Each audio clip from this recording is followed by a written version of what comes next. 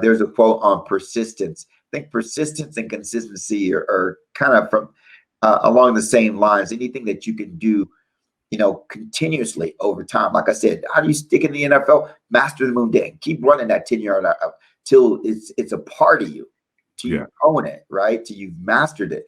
A 10-yard out. Yeah. I did that when I was in grade school, but I did it through junior high school. I also did it in college, and I did it for 9 years in the pros. I think even today, if you took me out on the football field, blindfolded me, and told me to run a 10-yard out, my foot would plant on a 10 or 9-yard line as I broke into the 10-yard line on the out. It's like that comes from being consistent. Welcome to the Greatness Ignited podcast, where we have conversations about the greatness of others so that you can recognize the greatness in you. My name is Barry Overton, and I have been studying greatness for the last 7 years, and it is taking my career to new heights. And now me and a few of the successful people that I have had the honor of interviewing are coming together to ignite your greatness and light the fire within.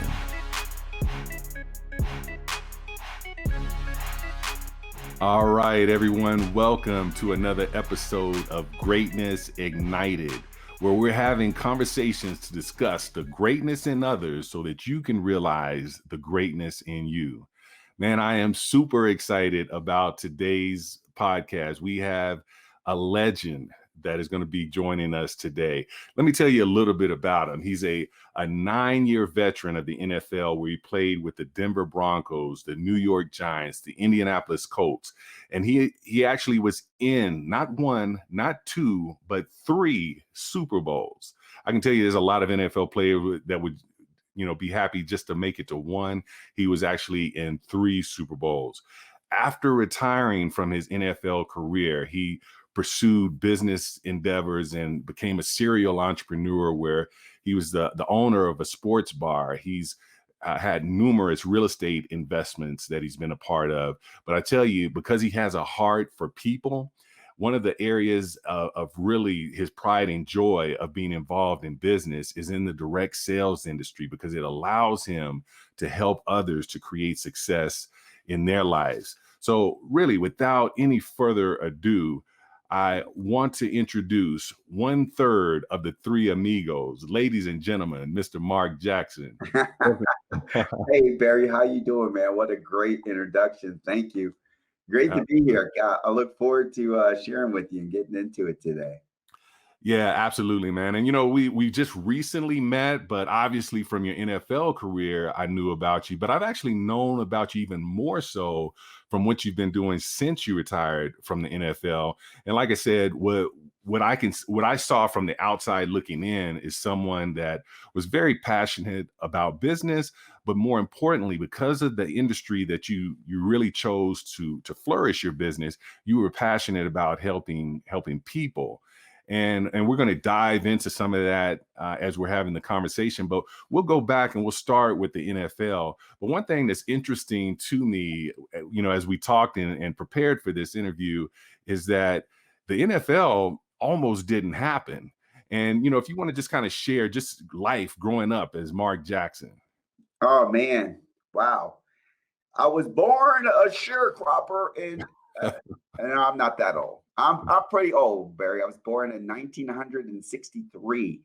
I like to use that 1900 just to add a little more emphasis to the age. But born in Chicago, Illinois, the 5th child, right? I'm the youngest in a family of 5.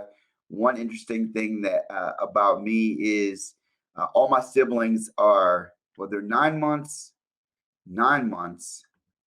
13 months, and then 109 months.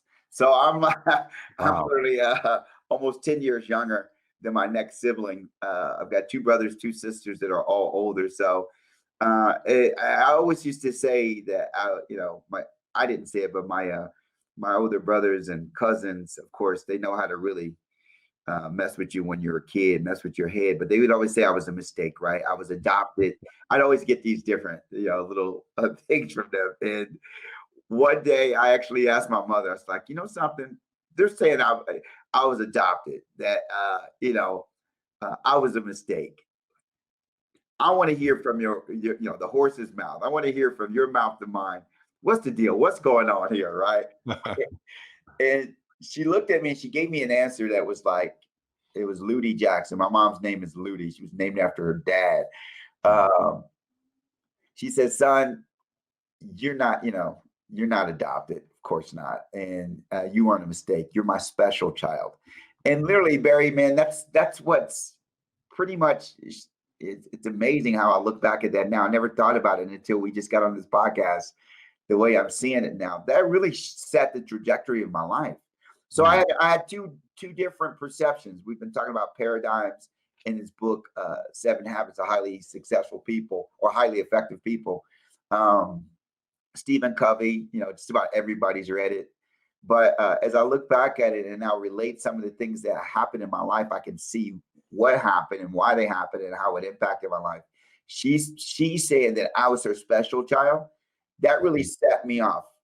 So instead of being a mistake, I'm special. Yeah. So I began to do like really special things throughout my entire life. Really, I can think about, going to high school. I shifted two different high schools, moved from Chicago, Illinois down to Alton, Illinois. I was actually raised by my older sister just to get out of the projects, out of the craziness, the government cheese. We was poor, not poor. There's some poor people out there. Poe is a whole nother level, right?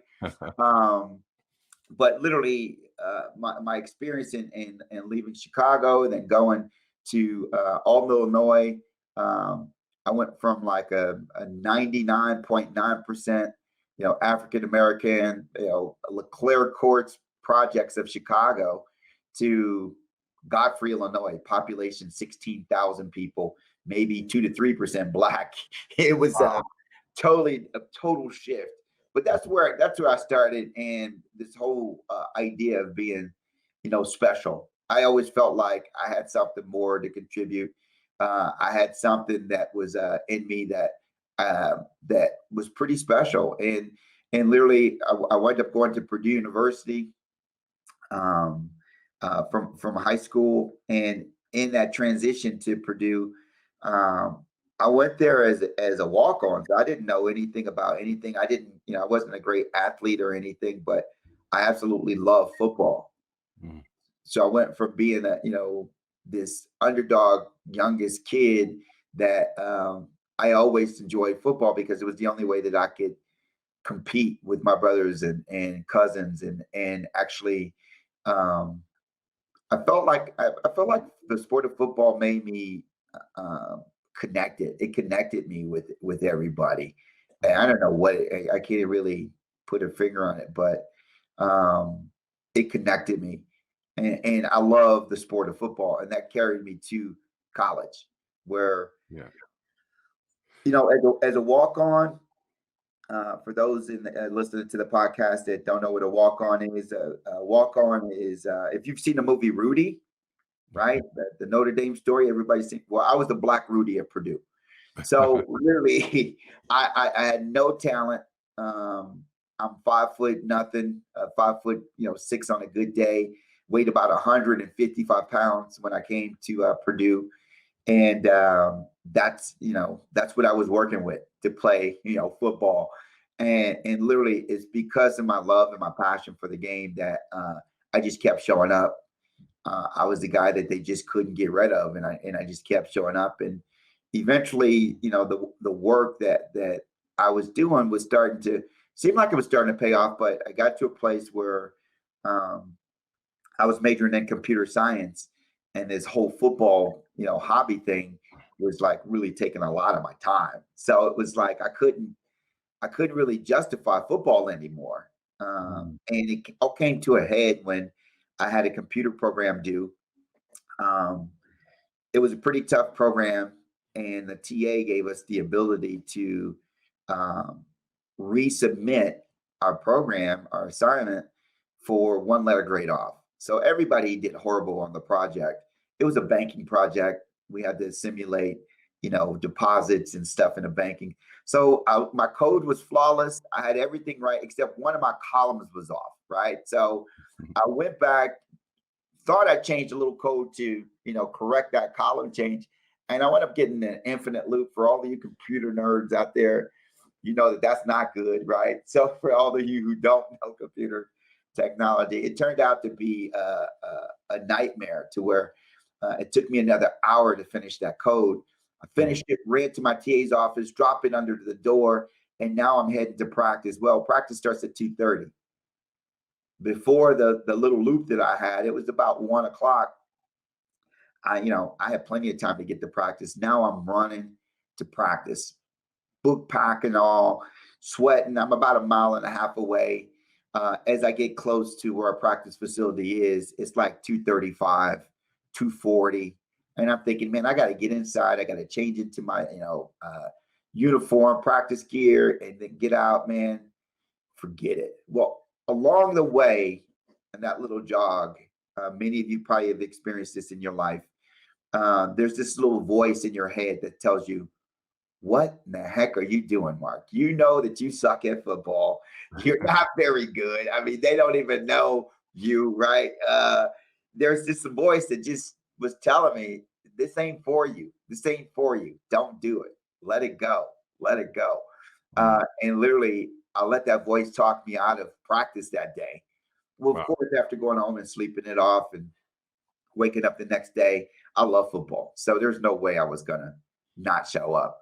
So I go back there to show up for practice, and literally nobody knew I was gone. There was a couple of guys that said, "Where were you yesterday?" But none of the coaches even knew that I missed practice. Wow. Yeah, and I would think that's got to be a little bit of a blow to the self-esteem there. And and you had mentioned the paradigm shifts, and again having that conversation with your mother about being special, and really that paradigm shifts being that fundamental change in approach or underlying thoughts, ideas, or assumptions, and having the perception change.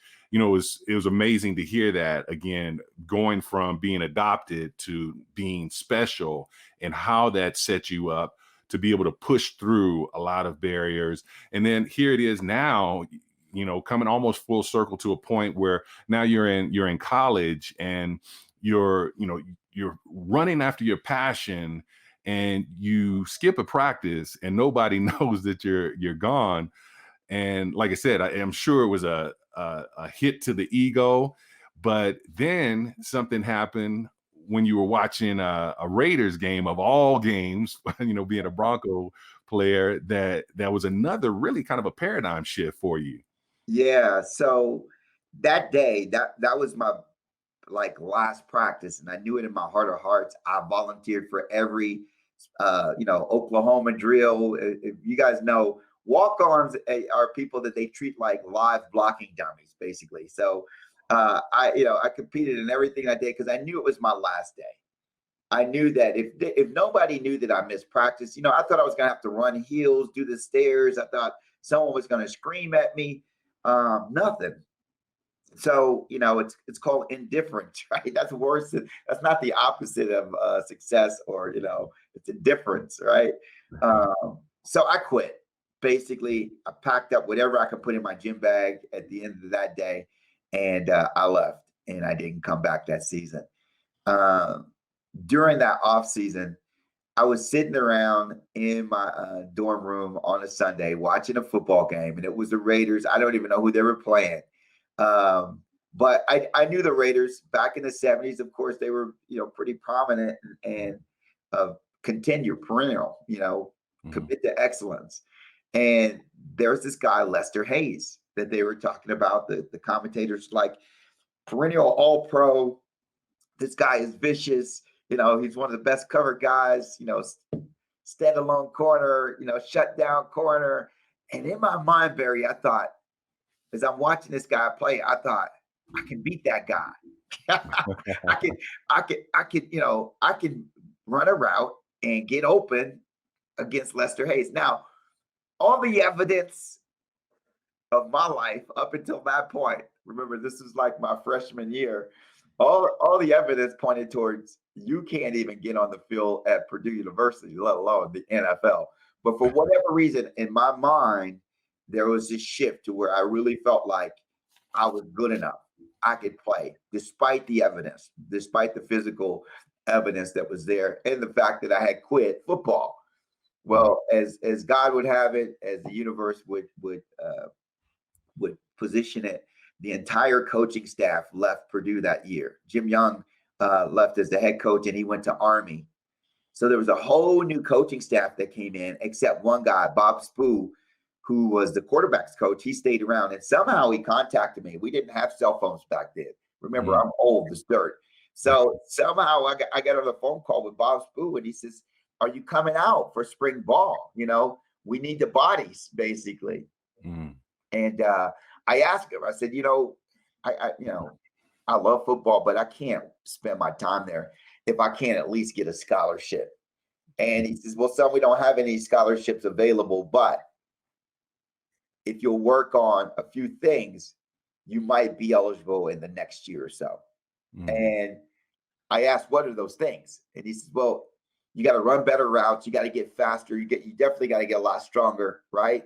And if you're a little taller, that would help too." So 3 out of 4 things I began to work on. And that's kind of shows you when you have a goal. Going into my freshman year, I didn't have any goals. I didn't have anything that I felt like I needed to accomplish to get on the field. And literally, he gave me that structure. He gave me the confidence that I could grow into a scholarship. And literally, that was my incentive for going back out for football at Purdue my sophomore year. So it's pretty unusual story, but the fact of the matter is, those things, as I look back and apply, everything I've learned in personal development, those things are now becoming obvious. Like, wow, okay, this is why that happened. Before it was, just a mystery and it just happened. It was life. I think many people just go through their life and life happens to them instead of having a life by design. And literally through personal development, I've been reading and digging into your book, just knowing that you have something great inside of you. I didn't understand that before, but as a kid, I knew it. Yeah. And it's interesting that when, again, you're watching Lester Hayes and you're saying, I can beat that guy.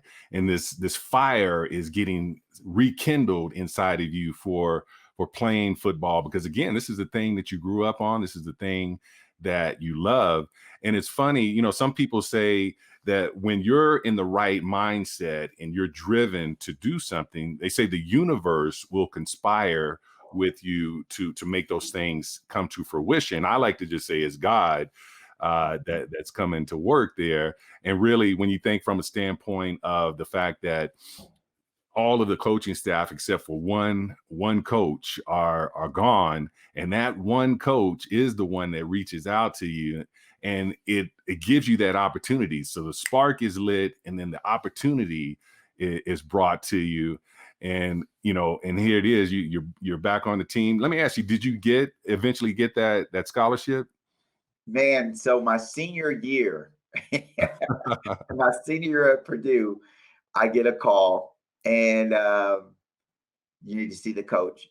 So I go to the head coach. At that time, it was Leon Burnett, and he says, they call me Turf. That was my nickname in college. He said, "Turf, you've been showing up. You've been consistent.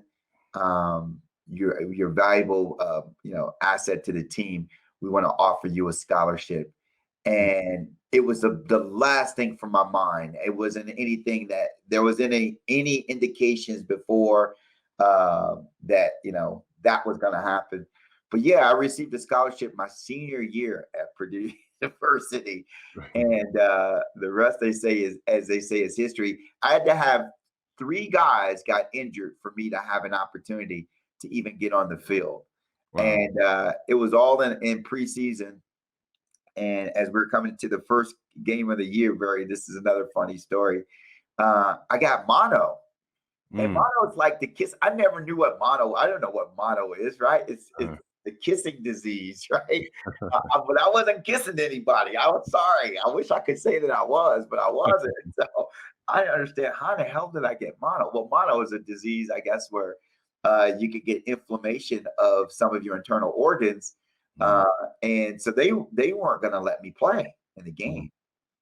But we were playing Ball State. It was the opening game, right? Of the Mhm. season. Ball State. Come on. I'm like, Yeah. I'm playing. So you Mhm. can look, if you go look at the videos, you can check me out at Purdue in 1989, 86. That was the 86 year, 85. Wow. Mhm. Um, they built this little pad to like protect. It was almost like quarterbacks wear the flak jacket now. But remember, this was in the 80s. They built this little pad for me in that game. Long and short is, in that game, I wound up having uh, 6 catches, I believe it was, Mhm. 436 yards and a touchdown. It was like an amazing game. I was out on the field, and I really wasn't supposed to be out on the field. There's a lot of crazy things that happen, and to get to the place where I felt like, when it comes to igniting your greatness, I Mhm. felt like it was starting to come out. I love in your book where you said Muhammad Ali was saying that he was the greatest before Yeah. he knew he was, right? Mhm. I'm the greatest of all time. I mean, when you can say that, uh, you know, you talked about the universe, you talked about God, the power is in the tongue, right? The Yeah. power is in what you can say and speak it into life. And literally, that's what happened in my football career. I began to actually believe at that point. When they offered me the scholarship, it wasn't just me that Mhm. believed it. Now that was confirmation that someone else thinks that I have some value. Yeah. Yeah. And that's what's interesting to me is to go from being a walk-on in college, not getting a scholarship until your senior year in college, having an amazing first game. I'm sure the rest of the season was amazing as well. But then all of a sudden, now the pinnacle of football, you're not undrafted. You get drafted in the sixth round, and now you're playing in the NFL. And so to really, again, to see coming from a place of being a walk-on that actually had quit and given up on the dream for a moment, and to have, again, whether it was things inside of you and then things that the universe was conspiring here, now you're in the NFL. That has to, especially now looking back on it, it has to, you really understand the power of the thinking and being able to bring, taking thoughts to feelings to actions and then creating results from it. Oh man, this is so crazy. I love talking with like minds. For those that are listening to the podcast, you're probably thinking the same thing. I was uh, I was mentioning T.R. Vecker, who's one of my mentors, one of the guys that I've learned from. Mhm. One of the guys that, as I'm reading your book, I'm really seeing a lot of similarities Mhm. and your technique, right, for sharing with people, and the way that the book is written, and the way that it flows. T.R. Vecker, in his book Secrets of the Millionaire Mind, says everything starts with a thought, and Yeah. that process of manifestation. How do we manifest things in our lives? In other words, how do we live a life by design instead of just having life happen to us? He says it starts with a thought, and those thoughts lead to your feelings, and how do you feel about something always lead to your actions. If you don't feel good about it, you're not going to act, right? Mhm. If you dread making those follow-up calls, then you're not going to act very well. So your thoughts lead to your feelings, and when you feel good about something, you always act on it, right? And Yeah. your actions always lead to your results. You literally just threw out the process of manifestation right there. And for me, as I look back at my high school and collegiate, even back to when I was young, my thoughts, it all started with a thought. I'm special. So I Mhm. was able to go to Purdue. My mom gave me $900, man. When I left for Purdue, she gave me $900. She said, "This is what I saved up for you. This is all I got. Wow. Good luck." I have no idea to this day. I have to go back and look. I have no idea how I paid for a major university, Purdue University. I know tuition was $18,000 a semester. I have Wow. no idea how I paid for that. because I had $900. I had some grants. I was Hoosier Boys State. I had a National Honor Society. I worked in a language lab. I remember that. I worked at Kmart one summer in the blue light specials and all that good stuff. But I had no idea Yeah. how everything fell into place for me to even get to my senior year to get that scholarship.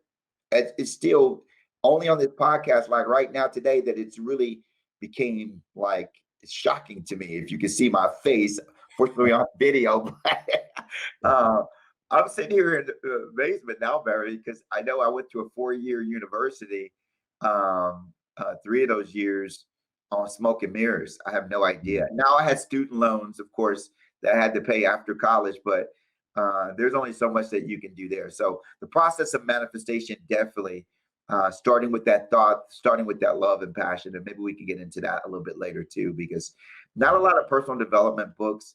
I know Think and Grow Rich, Napoleon Hill kind of hits on it when he talks about emotion being a key ingredient to propelling people to success. And it can be, he talks about sex, the human emotions of sex and love and things like that. But yeah, I mean, there is some connections, right? And when you begin to dig into, some of the great books out there that bring to light that there's a process, there's principles, philosophies, and life is a process that if you go through that process, you understand and run your life through certain principles and philosophies, then these are the results you're going to get.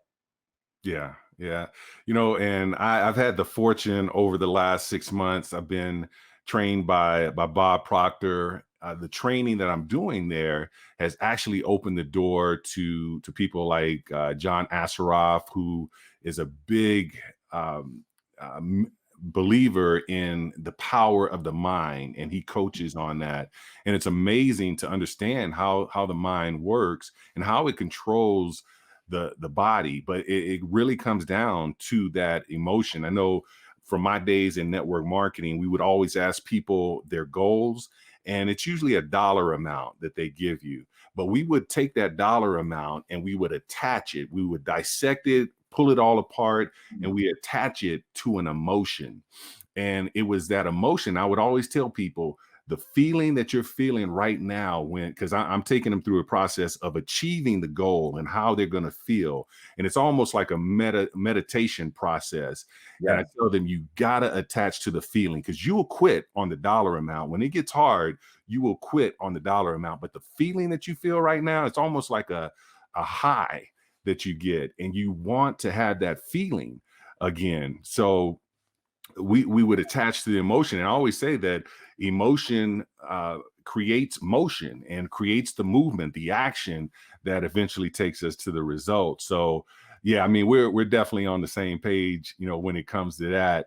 And one of the things I wanted to touch on, because I always hear this and I know it to be true, because it's true in business as well. But you always hear that, it's hard to get to the NFL, but it's even harder to stick and stay. And you got 9 years in, which is well above, the common NFL career.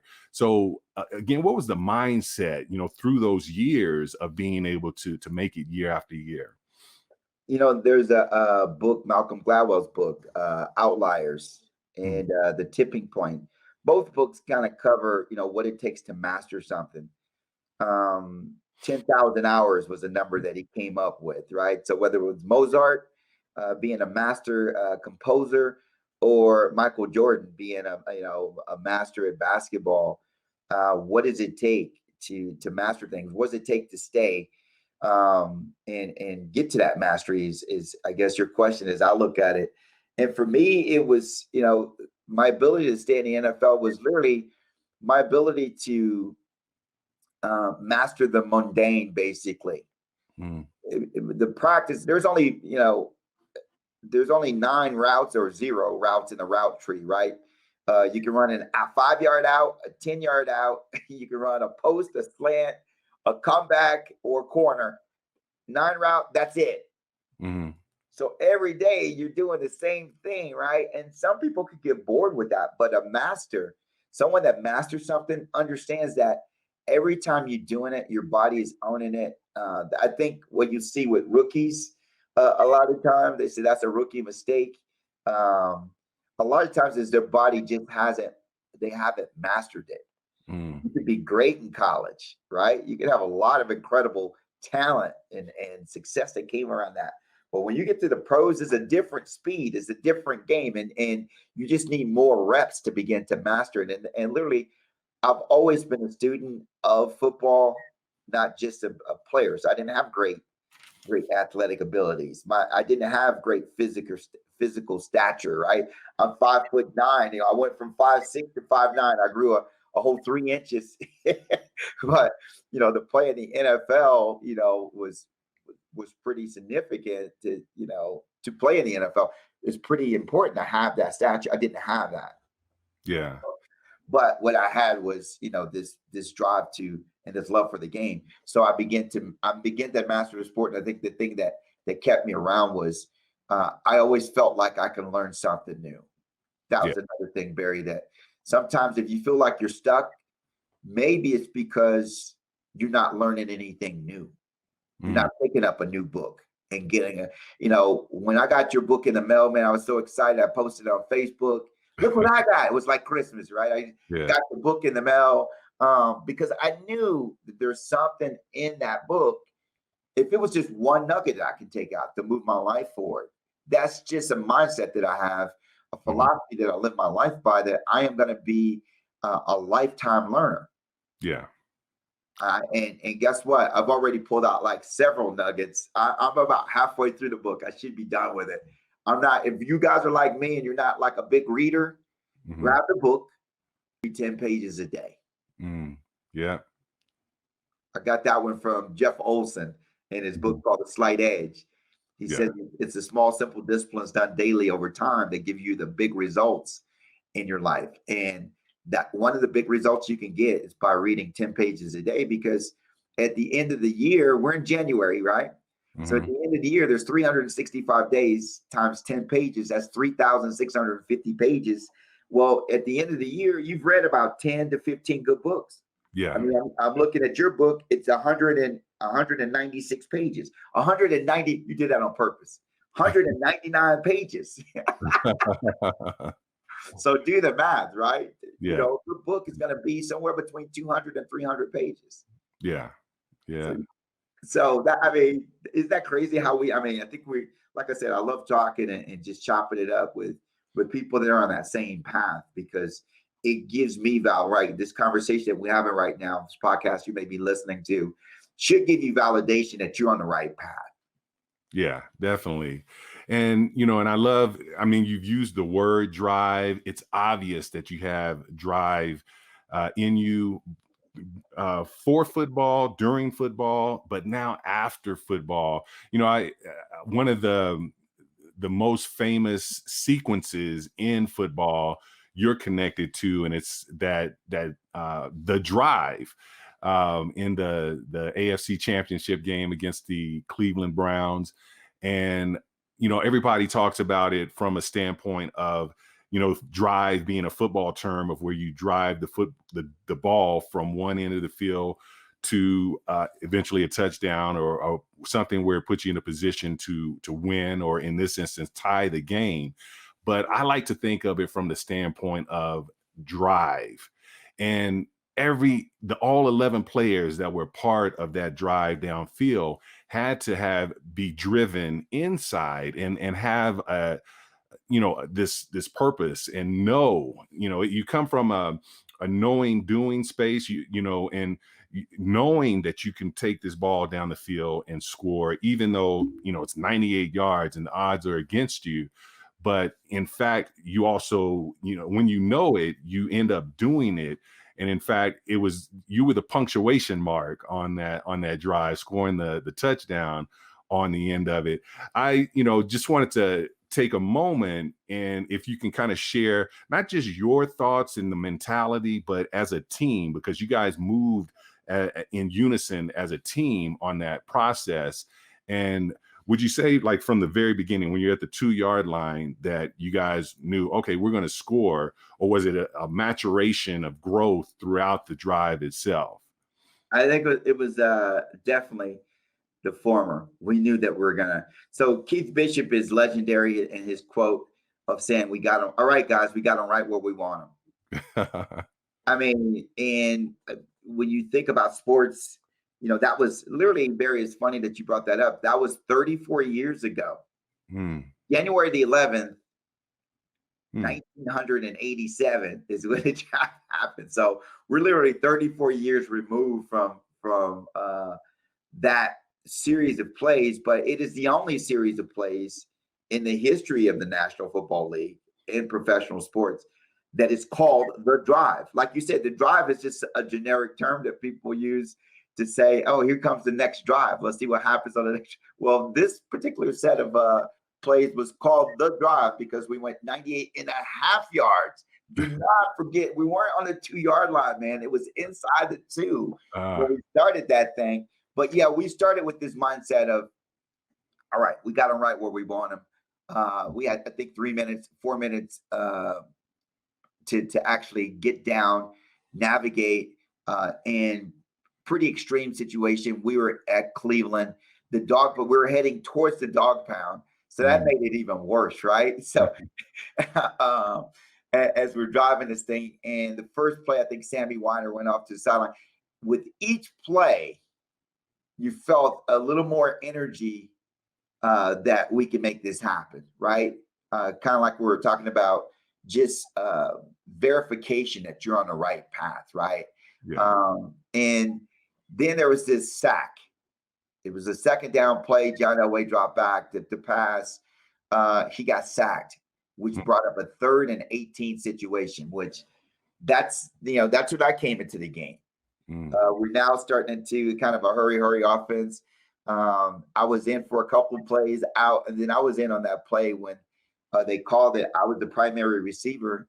We've run it several times during the season, but kind of going back to what you're saying and asking is, there's just a belief system, a shift in your mindset, which separates amateurs from pros. mm, It separates highly successful people with those that just aren't as successful, right? And success means different things to different people. So I don't want to project what success means, but just a mindset that when they call that play in the huddle, I knew I was the primary receiver. I was a rookie in the National Football League, a 6th-round draft choice out of Purdue after being a walk-on. Everything in my life led up to that point. mm, I can do this. I can beat Lester Hayes. yeah. I'm supposed to be here. Mhm. And literally, I was excited, man. We broke that huddle. I was fired up. And on that play, there's a lot of things that could have went wrong.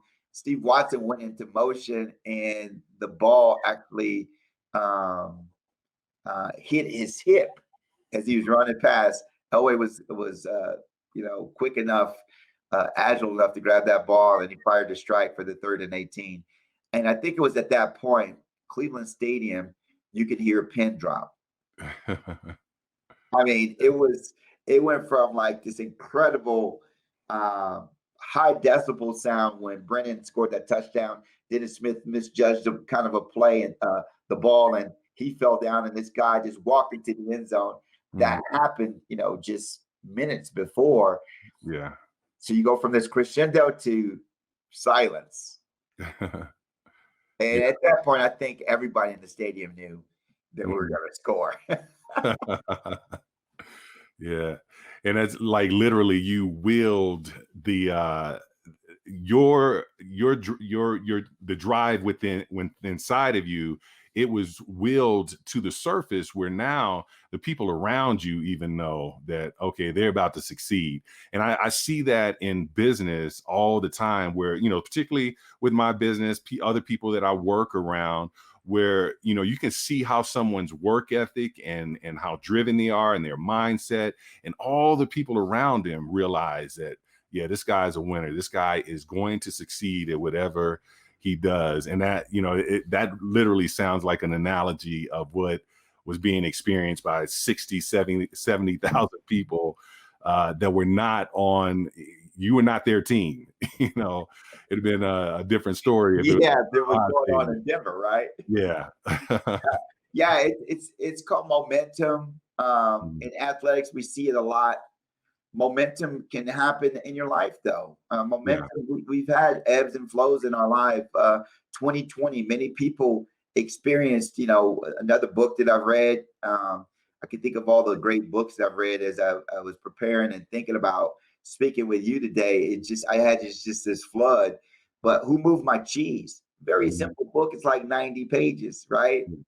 But man, very powerful on how do we respond to change in our life, Yeah. sudden change. Mhm. COVID.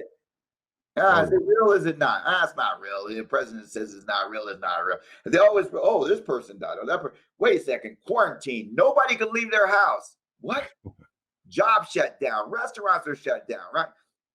Man, that is a change. yeah, definitely. And that is that's like a sack. In fact, that's a kickoff back to the 99 and a half yard line, right? The drive is, people are in the drive of their life, right?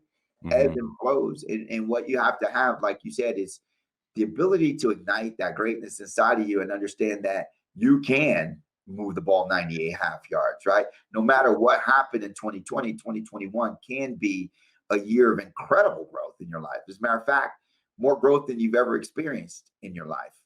Yeah. Why?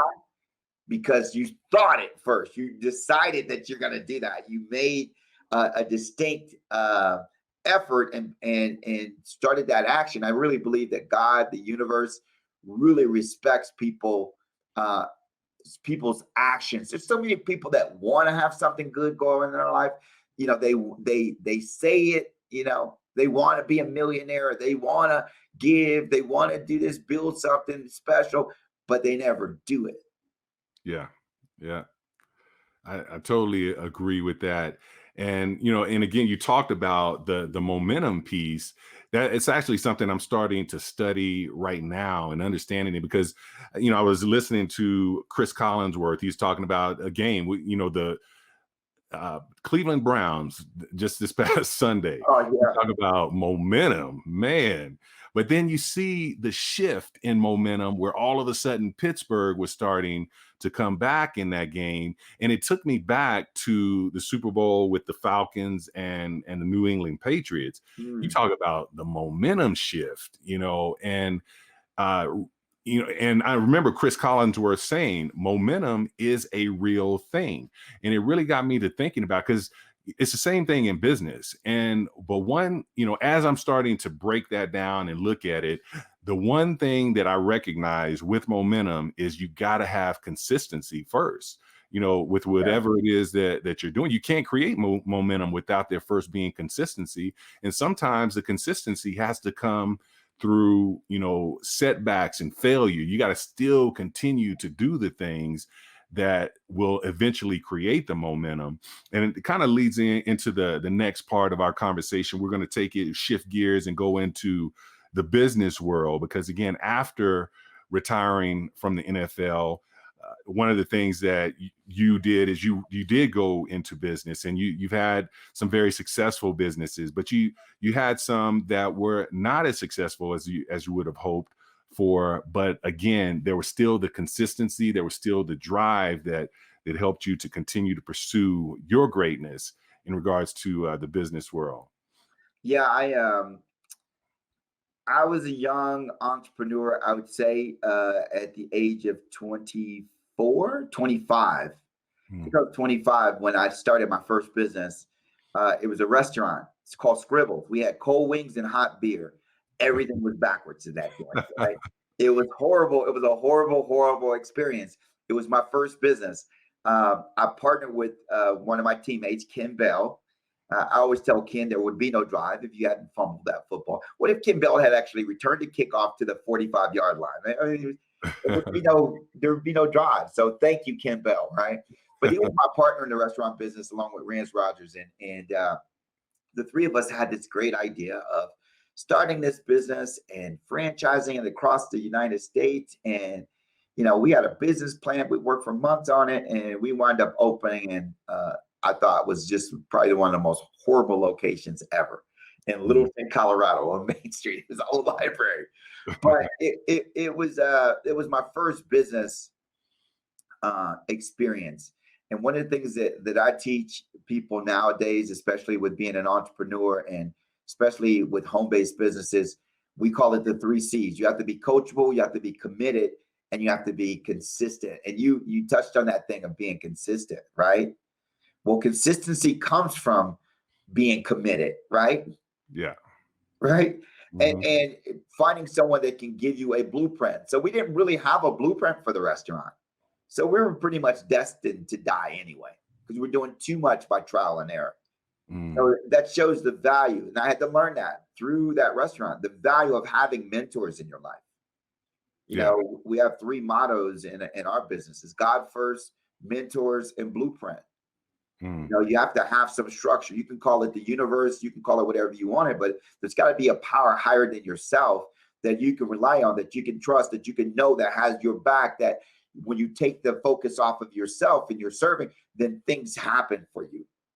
It's Yeah. that, it's not even, it's stronger than synergy even. Synergy is when 1 + 1 = 10. When you have the divine power of the universe, 1 + 1 equals an infinite number you can't even imagine, right? Yeah. So yeah, consistency came from just showing up. When I originally started the restaurant with these guys, it was my second year in the league, so I was still playing football, and it was an investment. It was an investment of my money, not my time. I'd Mhm. show up, shake hands every now and then, but once I lost about $130,000 in about 15 months, and that thing, it became, I had a shift, I had a paradigm shift. I can either continue to feed this money pit and people are robbing and still the restaurant business. I don't know why athletes go into the restaurant business. It has to be the toughest business in the world. Mm. I hear that. Yeah. People can steal from you every single. I mean, even to think about when you were in high school, you probably took an extra patty here or there, or cut some corners, gave somebody some free chicken wings. Well, when you're in high school, when I was doing it, it was not a big deal. But Yeah. when you own a restaurant, it's stealing. Yeah. And it was a big deal, right? It was Yeah. like, it's killing my food costs, and it's why, I'm not making a profit in this thing. But that was my first business experience, and it was, it was a great experience. It was a very costly experience, but it was a foundation that I used to build other businesses on in my future. It was a great tax write-off, but it was a foundation I used to build other businesses. And consistency, I really believe, rules the day. I think it was uh, I don't know if it was Churchill. I got so many things going on in my head, but I don't know who to attribute to. But there's a quote on persistence. I think persistence and consistency are kind of from along the same lines. Anything that you can do, continuously over time. Like I said, how do you stick in the NFL? Master the moon day. Keep running that 10 yard out till it's a part of you, till Yeah. you own it, right? Till you've mastered it. A 10 yard out. Yeah. I did that when I was in grade school, but I did it through junior high school. I also did it in college, and I did it for 9 years in the pros. I think even today, if you took me out on the football field, blindfolded me, and told me to run a 10 yard out, my foot would plant on a 10 or 9 yard line as I broke into the 10 yard line on the out. It's like Mm. that comes from being consistent. Yeah. Yeah. People want to see consistency. Yeah, you're absolutely right. And it really takes me to kind of some of my business experiences of, same thing. I think I started roughly about 28, 29 years old. As I was a police officer, I had entrepreneurial desires, no business background, but I was going to figure it out. And I learned along the way that, there's not wins and losses, there's wins and lessons. And that's really Hmm. what kept me in the game, because if I ever felt like I was losing or if I was failing, I probably would have quit on it. But what I did understand is, okay, this is failing, this is not working. What is it that I need to get better at? What changes do I need to make? and in order to improve the next venture, that, whether it's in the same industry or if it's in a different industry. But that was really, for me, the thing that kept me in the game. But the one thing, like I said, that I learned in the very beginning, no matter what's going on in it, as you mentioned, be committed and be consistent with it. And those were the two things that I really just planted my flag and said, this is what I'm going to do. And, I've been able to see the success, now. And it's so funny because, with Facebook and how it is, people see the success and things of that nature, but they don't, nobody posts the struggle really, the Yeah. struggle is not sexy. So, That's right. you don't see that on your social media. But even now, even today, there's struggle that goes on in my real estate business and the different ventures, especially with 2020, man. But at the same time, there's been some amazing success that's happened through it. And I know with you, and I know that for you, a big part of your success is seeing other people succeed. We've had conversations where you talk, man, about the fact that you root for the underdog and you pull for the underdog. And number one, the underdog needs that, because there's a part of that word, dog. We all have a dog inside of us. And sometimes it takes, not getting a hand out, but a hand up. And from someone that's had the success to be able to help others. And I know that gives you a great bit of joy to know that you're impacting other people that way with the business that you're doing now. Can you share a little bit more about what you're currently doing? Yeah. So along that lines of consistency and, you got to have a passion. I really believe for what you're doing. We talked earlier about why, about your vision, right? That burning desire that you have. It's got to be something that you can get passionate about, that emotion. It's got to be something you can get passionate about, because in the day-to-day routine of things, it can get boring and you can get knocked off track very easily. There was a guy back in 1997 who was working on Wall Street, and he said, "You know something? Notice a lot of people are buying stuff online. I think I want to quit my Wall Street job and actually start an online business." And of course, everybody told him, "You're crazy. What are you doing?"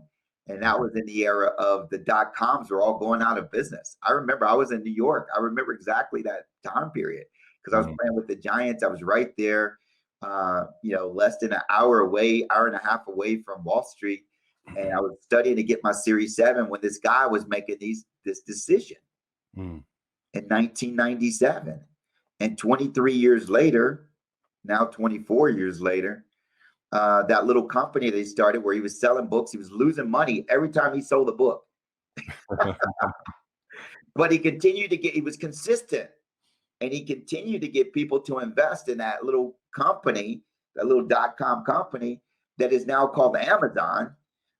It has always been called Amazon. I mean, talk about speaking it as though it were, right? Amazon. When you think of that, you think of something small or something big. It's the biggest thing around. Oh, For me, I learned this from T.R. Vecker too, man. I got a lot from T.R. Vecker. I worked for him for 2 years. But for me, there's only two reasons to go into business. This philosophy, like I said, I got from him. The first reason to go into business is to serve people. When you think about people that have the most success financially, they're great communicators and they're serving people. They're making a difference in humanity. Amazon makes a difference. Whether you like it or not, there's people that have asked for Barry's book to be, shipped to my house, food now to be shipped to my house. And he's serving that purpose. And that's created an incredible income for me. What drives me is I love serving, right? I feel like I'm the happiest, I'm most at peace when I'm helping someone else, when the attention is off of me. I also learned I love educating people, and I love learning. So those three things are all a part of what I do today. Yeah, and that I love the fact that we're so much in alignment when it comes to that, because again, people are always looking for their purpose or their calling, And I think a lot of times we attach it to a job or a business. And I know a long time for me, I thought, okay, my calling is to be a police officer. And then when I had the entrepreneurial desires, my calling is to be an entrepreneur. But what it truly came down to, see, when I broke it down, I served in the military. I served in a war in the military for my country. I protected and served in law enforcement. In real estate, I serve my clients. I take an approach of service to my clients and bringing value. When I was doing network marketing, it was to serve the greater good of the team, because I had success on the front end that put me in a position to retire early. And I said, I want to help other people be able to do the same thing. And so what I realized, the commonality was service to others.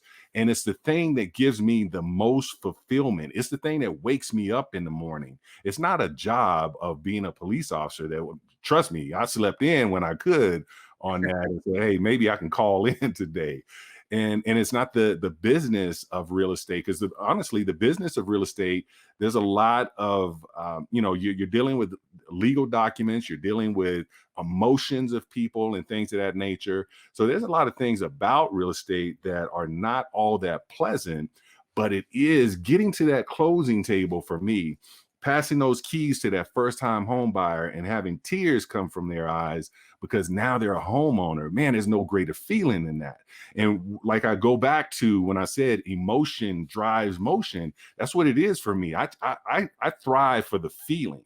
And and I can see that and feel that in you, man. Like I said, I was just on your Facebook Live prior to our podcast here today, and I can see the passion of what you talk about. You like to absorb information, but you also like to give it back to help others with that. So yeah, and it's all authentic. It comes through very genuine, as I'm watching you do your thing, man. So I definitely hear you where you're coming from on that.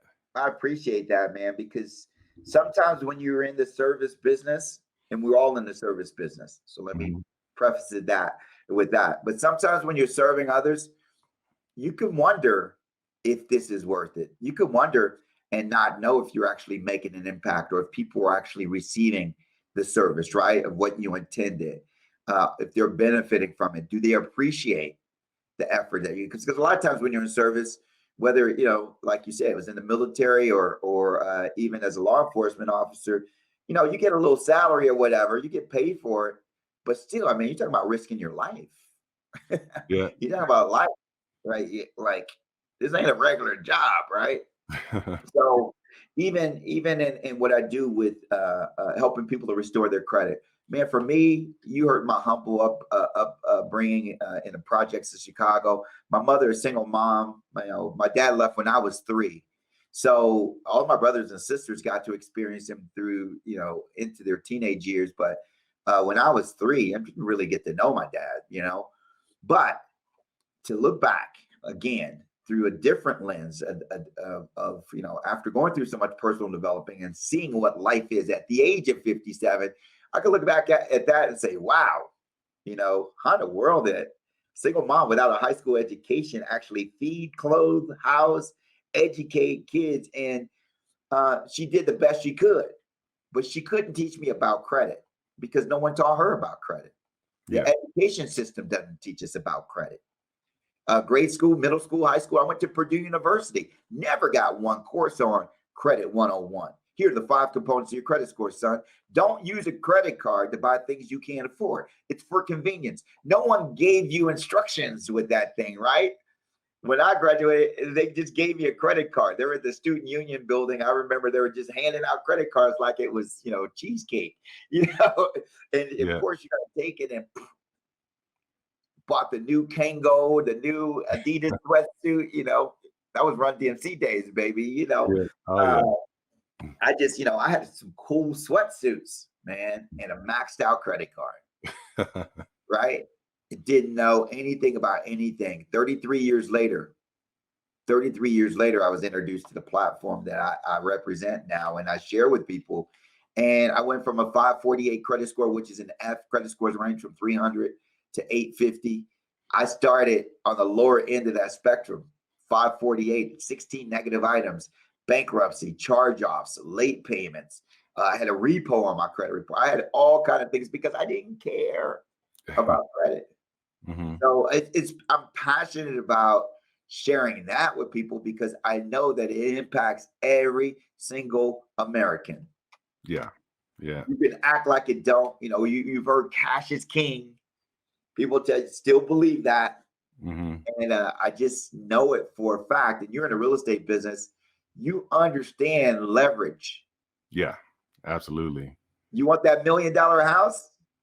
Well, cash is king. Give me $1 million and you can have it. But if you have 400,000, you can't get into this house with a Mhm. bad credit score. Yeah. If you had 600,000, you still can't get into this house. Yeah. Now, if you got 10,000, you can leverage that. That's 10%, right? You can leverage that for $100,000 house, right? If you got 100,000, you can leverage that for $1 million house with good credit. So that I love what I do because it's just bringing to people's attention something that they kind of know is there, but not really.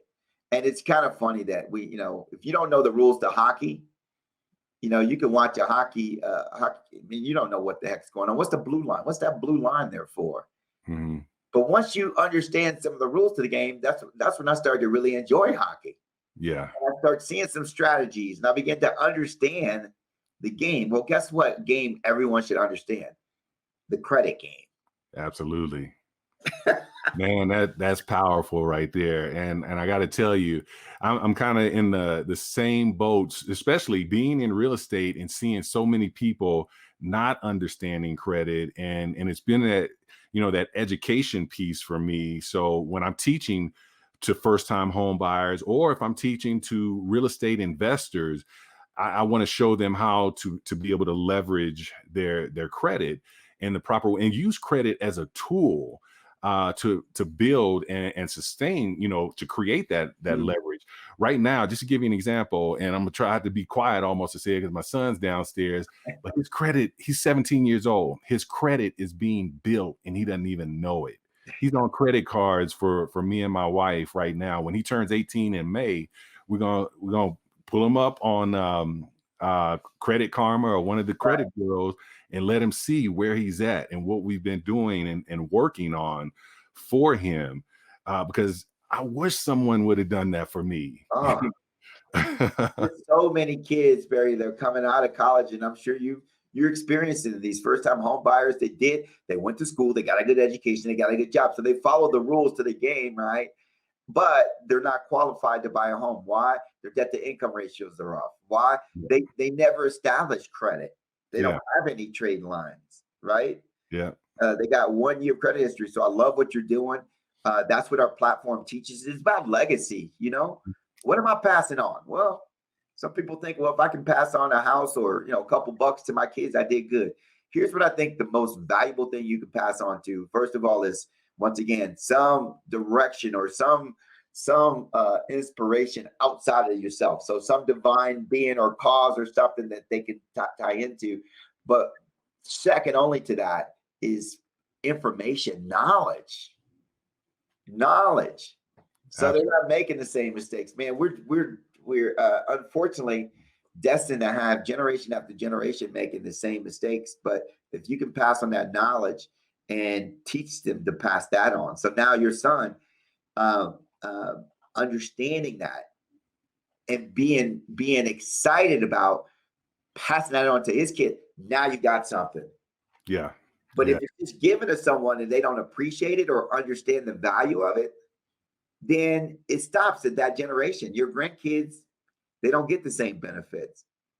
But if you can pass that along, hey, this is what we do in our household, right? Yeah. But when you have kids, make sure you educate them on this. Make sure you get them, set up so they're, starting with a great foundation. Man, that's powerful. And that's what I can't wait to have some grandkids. Yeah, and it's so funny you mentioned that because, again, when we had our kids, we were still learning, but now there's so much information. Yeah, I think we're able to give it to that generation, the grandkids and things of that nature. So I'm in that same boat with you. But, fortunately, my son, like I said, he's 17, and I'm able to drop some of this on him now. And you're right. The next step is, okay, now that you've created, we got this leverage and this power, this is how to keep it and make sure you don't lose what we've put together for you. So yeah, it's an exciting time for that. Well, brother, it has been a pleasure being on here with you, man. You dropped so many nuggets on so many different aspects, but it all comes down to, again, greatness being ignited and you showing the passion of being able to help others ignite their greatness.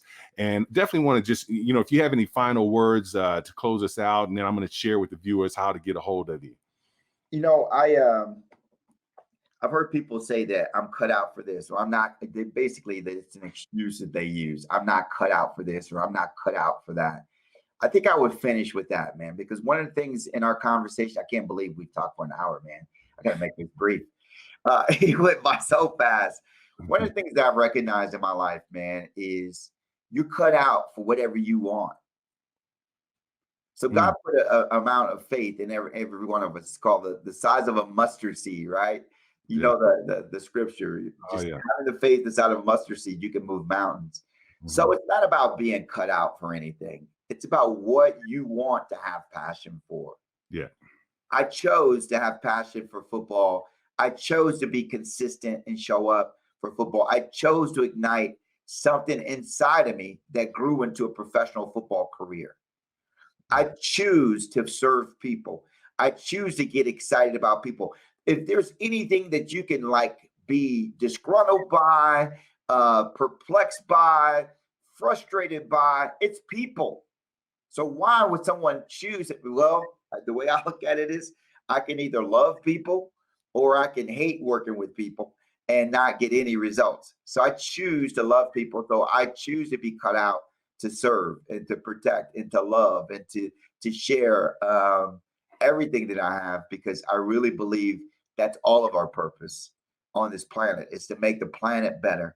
And it starts with ourselves, loving ourselves, and then pass it on to someone else. So pass it on, folks. I love you, Barry, man. I love what you've done with your book, Ignite Your Greatness. Can't wait to finish it. Like I said, I've already gotten tons of nuggets out of it. Thank you, my friend.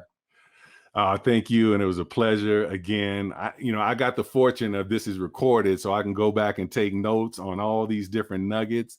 And if you're out there and you're listening to us, definitely, hopefully you've taken notes. But again, hit the rewind on this thing and listen, because there is some powerful information that can change your life. If you are interested in getting more information from Mark in regards to what he's currently doing and how he's helping others have success in their life, you can email him at mark@jacksoncreditrepair.com, or you can actually even text him. If you text IGNITE, IGNITE, to 303-520-4365, and you'll be able to get in contact with him. He'll reach out to you, and you can just go to his website at www.jacksoncreditrepair.com. Ladies and gentlemen, it has been an esteemed pleasure to be here with Mr. Jackson. And again, hopefully you got some great information that's going to change the trajectory of your life with this. And remember, the struggle is real, but so is your greatness. Ignite your greatness, take a leap of faith and you'll make it. Wanna live life to the fullest, you gotta be hardworking and patient. You got the fire within you, you got a dream that you should be chasing. Pushing through to the finish line and you got no time to be wasting, yeah. Ignite your greatness, take a leap of faith and you'll make it.